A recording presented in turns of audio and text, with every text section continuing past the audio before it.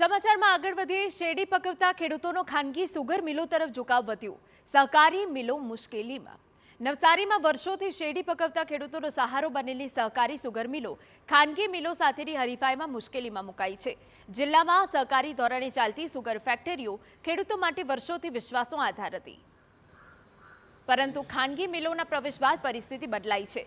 ખાનગી સુગર મિલો એક સાથે ખેડૂતોને રૂપિયા ચૂકવી રહી છે, જ્યારે સહકારી સુગર મિલ જૂની પદ્ધતિ પ્રમાણે 3 હપ્તામાં ચૂકવણી કરે છે।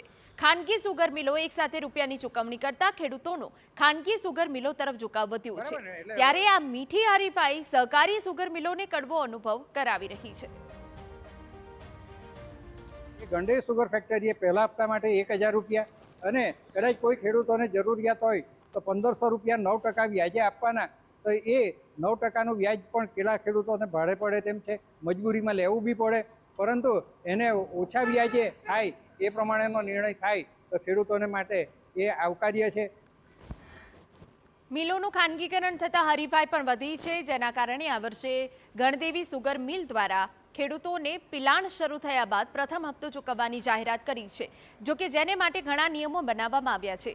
ગણદેવી સુગર મિલ દ્વારા 1500 રૂપિયા જાહેર કરવામાં આવ્યા છે, જેમાં કાપણીનો ખર્ચ પણ સામેલ છે।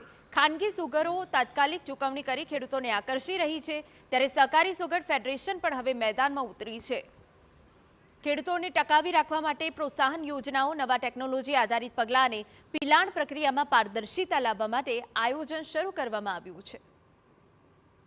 શેરડી ઉપર માસવાર પ્રોત્સાહન પણ આપવામાં આવશે, તેમજ નોમિનલ સભાસદો જે કોઈક શેરડી રોપવા માંગતા હોય એમને પણ આ જ પ્રમાણેના લાભો આપવામાં આવશે। તો જે નોમિનલ સભાસદો છે, શેરડી રોપવા માંગતા હોય, મારા નાના શ્રીમંત ખેડૂતો હોય, આદિવાસી ખેડૂતો હોય કે કોઈ પણ કાર્યક્ષેત્રની અંદર જેટલા સભાસદો આવી રીતે શેરડી રોપવા માંગતા હોય એને પણ અમે પ્રોત્સાહિત કરીએ છીએ।